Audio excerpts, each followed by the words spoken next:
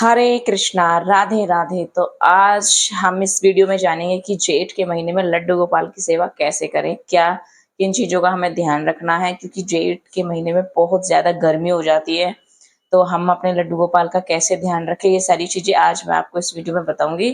तो आइए video start करते हैं, और वीडियो को लाइक शेयर कमेंट करना बिल्कुल भी मत भूलिएगा। और अगर चैनल पर नए हो तो चैनल को सब्सक्राइब जरूर कीजिएगा। आइए आपको कान्हा जी के दर्शन कराती हूँ।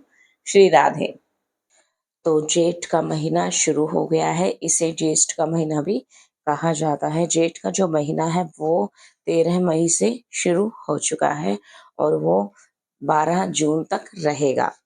तो इसमें आपको लड्डू गोपाल की सेवा कैसे करनी है, सबसे पहले मैं आपको बता दूं ज्येष्ठ के महीना क्यों महत्वपूर्ण है। ज्येष्ठ के महीने में ही हनुमान जी भगवान श्री राम से पहली बार मिले थे, और मंगलवार, उस दिन का जो मंगलवार है वो बहुत बड़ा मंगलवार कहलाया जाता है, बहुत बड़ा माना जाता है। उस दिन हनुमान की पूजा करने से भगवान राम की भी कृपा प्राप्त होती है, हनुमान जी की भी कृपा प्राप्त होती है। ज्येष्ठ के महीने से हम सूर्य देवता के भी व्रत शुरू कर सकते हैं रविवार से। ज्येष्ठ के महीने में हम एकादशी भी पड़ती है, जो बहुत बड़ी एकादशी होती है, निर्जला एकादशी।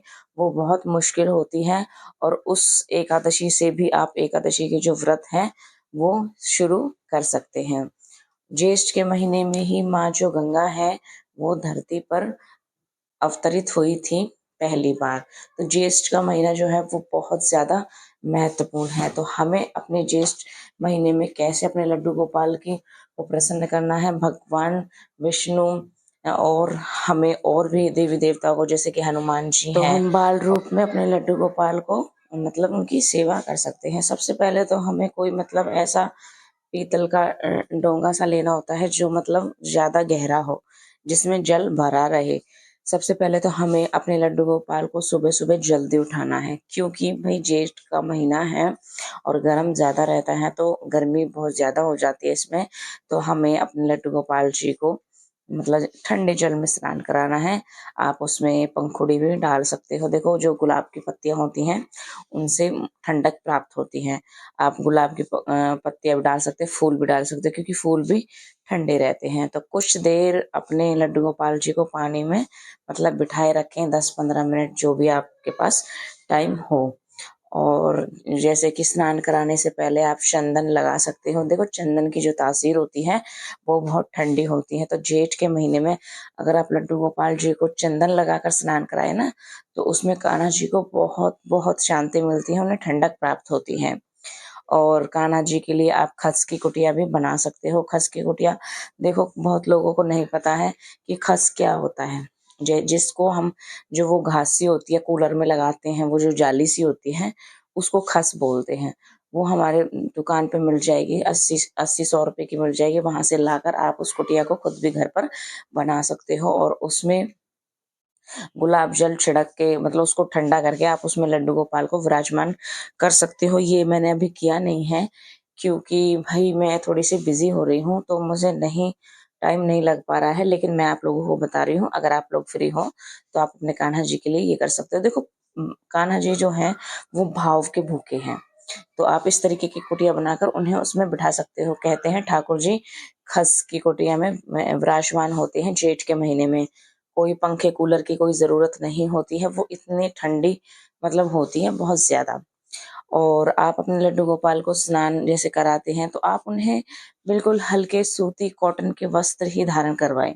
उनका श्रृंगार बिल्कुल भी ना करें। एक तुलसी की माला गले में डाल दें।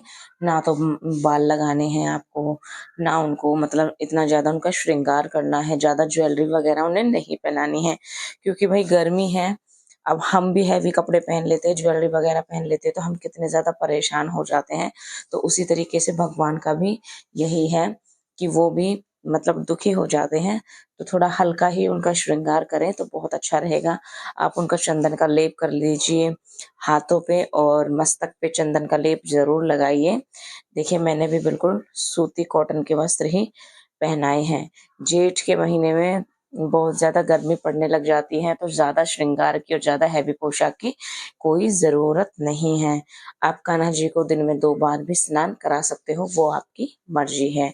क्योंकि हमें जैसे कि हम एसी वाले कमरे में विराजमान हैं, तो ज़रूरी नहीं है कि कान्हा जी हमारे भगवान हैं, तो उन्हें वहीं विराजमान रखना चाहिए, ऐसा कुछ भी नहीं है।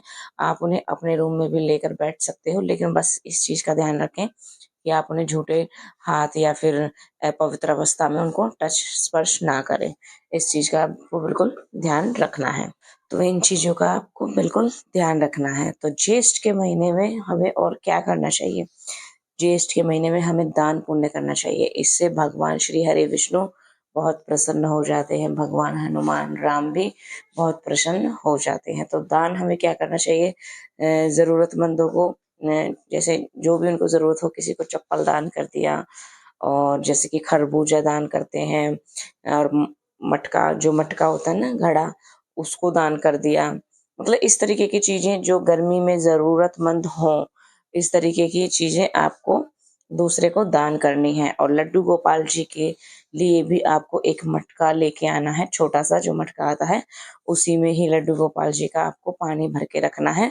और जैसे कि आपने सुबह पानी भर के रखा, उसको शाम को मतलब लड्डू गोपाल जी को मतलब ज्येष्ठ के महीने में बार-बार आपको पानी पिलाना है, और उसी पानी को फिर हमें अपने जल में मिक्स करना है, मतलब मिलाना है, और उससे फिर हमें खुद को धारण करना है। ये जो है भगवान का प्रसाद हो जाता है। पानी बहुत ज़्यादा महत्वपूर्ण है। देखिए, अब हमें लड्डू गोपाल जी को भोग में क्या लगाना है जेठ के महीने में? देखो, ठंडी-ठंडी चीज़ों का भोग लगाना है। आप घर पे आइसक्रीम बनाकर खिला सकते हो, सत्तू का शरबत बना के पिला सकते हो, और जैसे कि दही, लस्सी, मट्ठा बना सकते हो। मट्ठा कैसे बनाते हैं? दही में चीनी मिलाकर उसको रफड़ के कान्हा जी को खिलाना, पिलाना, मतलब जो ठंडी-ठंडी चीज़ें हैं, वो अपने कान्हा जी को बनाकर खिलाइए जेठ के महीने में, क्योंकि गर्मी ज़्यादा हो जाती है, तो भाई किसी से भी भाई सभी को लगती है, तो इसीलिए आपको इस तरीके से आपको ध्यान रखना है कान्हा जी का। आपको बार-बार जेठ के महीने में पानी पिलाना है उन्हें, बार-बार उनके मतलब श्रृंगार को, जैसे खाना खिला रहे हो आप, कान्हा जी को भोग लगा रहे हो, तो उनका श्रृंगार पहले हल्का कर दीजिए, उसके बाद ही आप कान्हा जी को भोग लगाइए, क्योंकि खाना खाते समय भी बहुत ज़्यादा गर्मी लगती है, और खाना को ठंडा कीजिए पहले, जब कान्हा जी को भोग लगाइए। और मेरी माने तो मैं तो अपने कान्हा जी को जेठ के महीने में मतलब हल्का खाना अपने कान्हा जी को देती हूँ, जैसे कि दलिया, खिचड़ी, चावल हो गए, बूरा चावल, और जैसे कि चावल भात, ये सारी चीज़ें ठंडी होती हैं। तो इस तरीके से मैं अपने कान्हा जी को ठंडा भोग लगाती हूँ।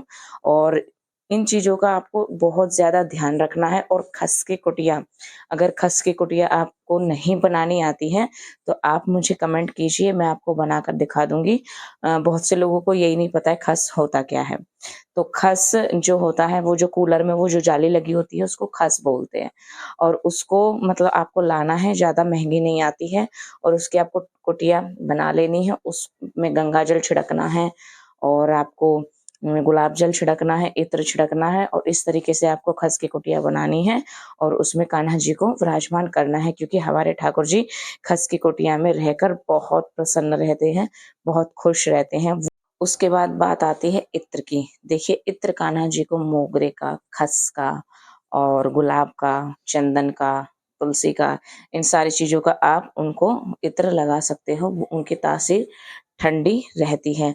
चंदन आप ज़रूर लगाइए, चंदन की तासीर भी ठंडी रहती है, कान्हा जी को ठंडक पहुँचाएगी। स्नान से पहले भी चंदन लगाइए, स्नान के बाद भी चंदन लगाइए। चंदन बहुत ज़्यादा ठंडक प्रदान करता है कान्हा जी को, और कान्हा जी को प्रिय भी बहुत है। तो चंदन आप लगाइए, लेकिन शाम के टाइम, रात में सुलाते समय चंदन को अच्छे से साफ कर दीजिए गुलाब जल से, और हल्का करके कान्हा जी को मतलब वस्त्र वगैरह निकाल के आप उन्हें बिना कपड़ों के भी सुला सकते हो।